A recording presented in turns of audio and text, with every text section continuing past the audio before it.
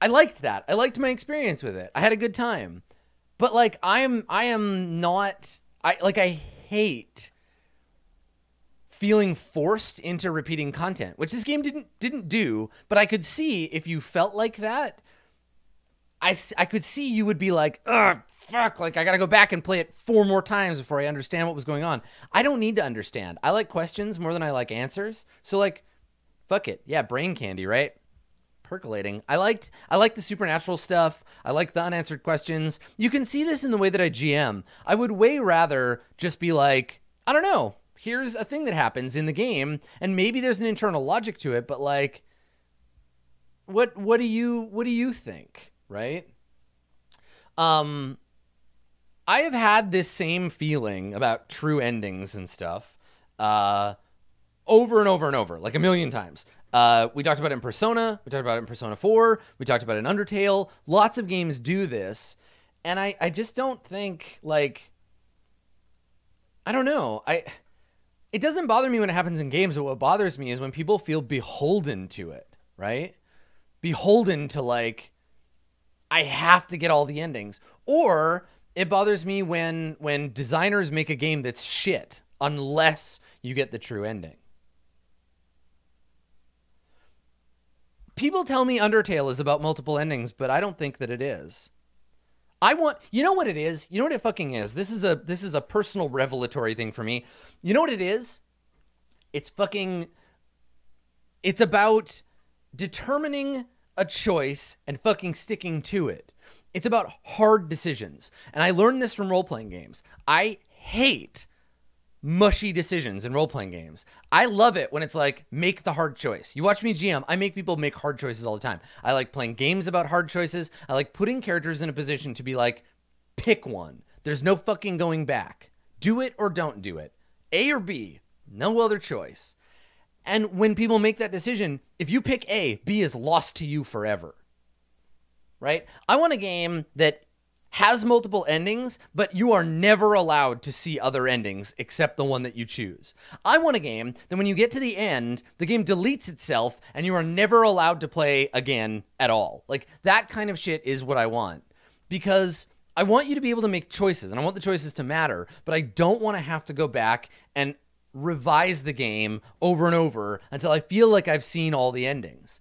I want one ending, and I want it to be my ending. I don't want...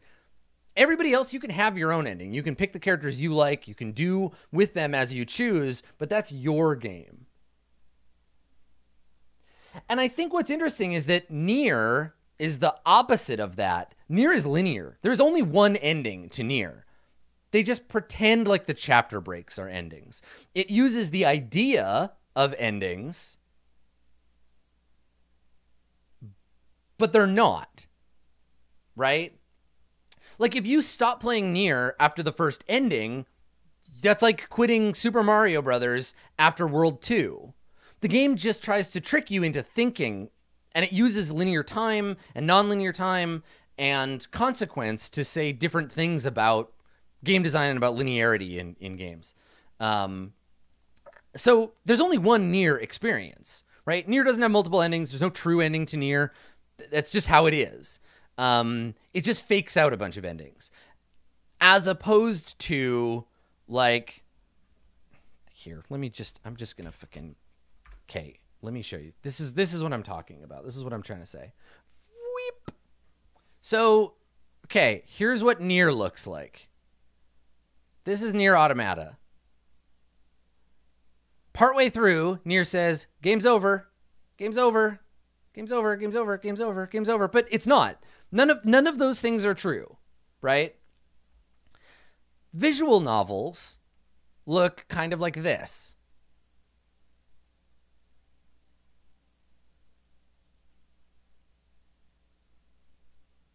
Sometimes.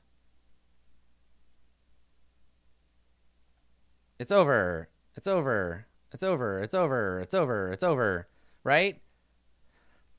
What I want out of a video game is this. This is me playing the game.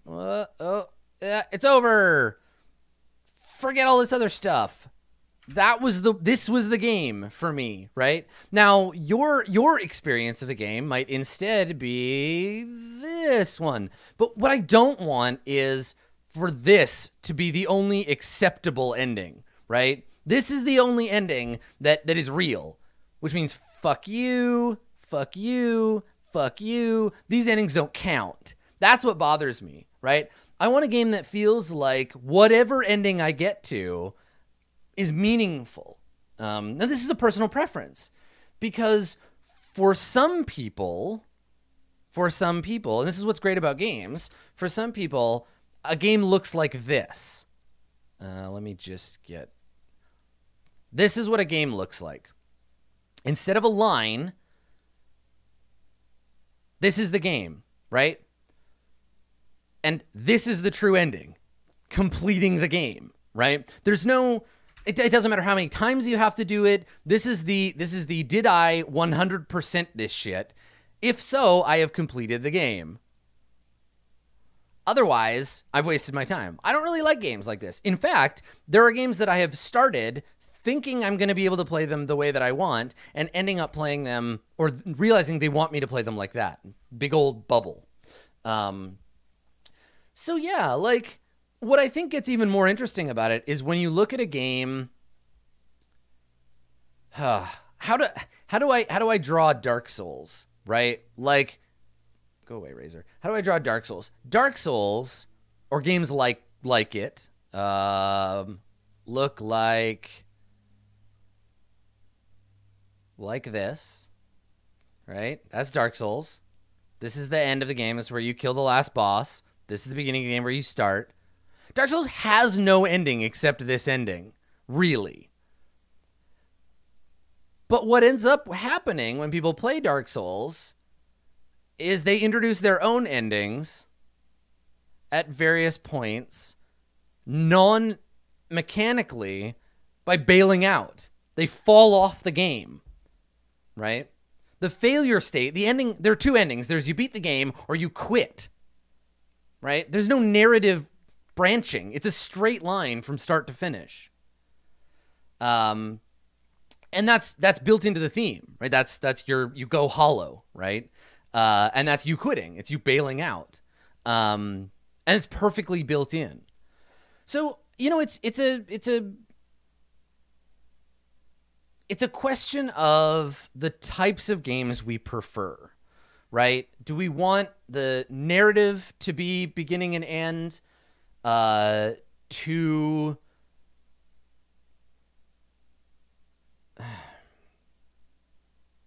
guess here's the other branching thing that's worth talking about, because someone mentioned it in chat. This is the other way branching works, and this is possibly the most egregious, disgusting form of branching that exists, all right? You're going to know what game this is while I draw it. What game am I drawing? So here's the narrative.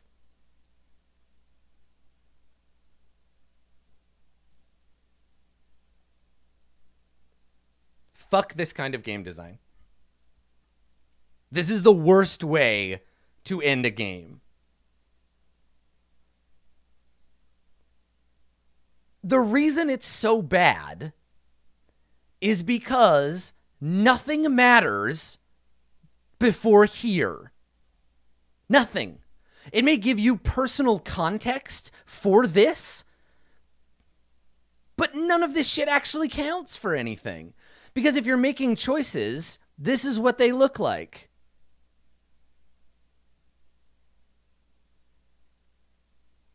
Like, oh, look. Oh, we're making a complex moral decision. Oh, no, we're back here. Right? So this is the game where you play the whole game however you want. You make your save right here, and then you just load and do the ending 3 fucking times. It's terrible. It's terrible design. Because it makes the whole game meaningless. So the minimum amount of that bullshit you can pull off, the better. Now, yes. So Blackleaf is talking about what my ultimate game looks like. The kind of thing I want is for endings to be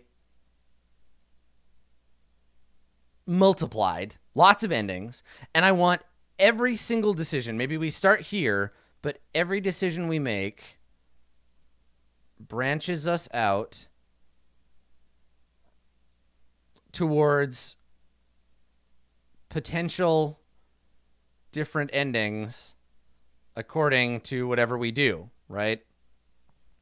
I want to be able to play a game where every single decision that we make along the way gets us to the end. So even if we were to go back to the beginning, we would have to rewrite the whole game.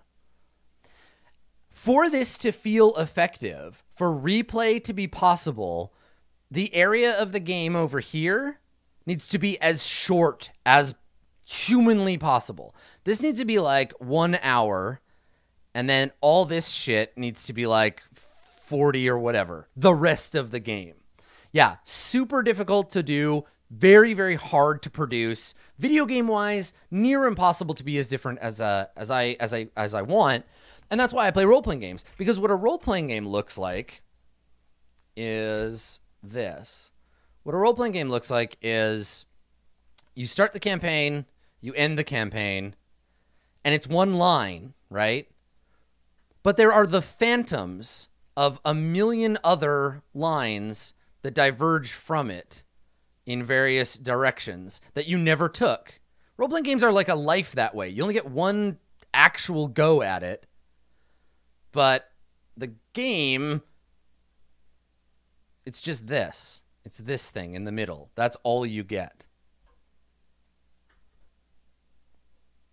So yeah, that's why I like role-playing games so much. There's no such thing as a true ending. There is just the ending. Though honestly, some games, you don't even get that. Some games, someone has a baby or someone gets sick, and that's it. That's the termination point of the game. So yeah, I don't know. It's great. This is why I like playing games where I don't necessarily feel like I fit the game with what I want. And why I play visual novels like this, like the game we played today, like We Know the Devil or Dream Daddy or whatever. I play them like role-playing games. I start them, and I finish them, and I just play through.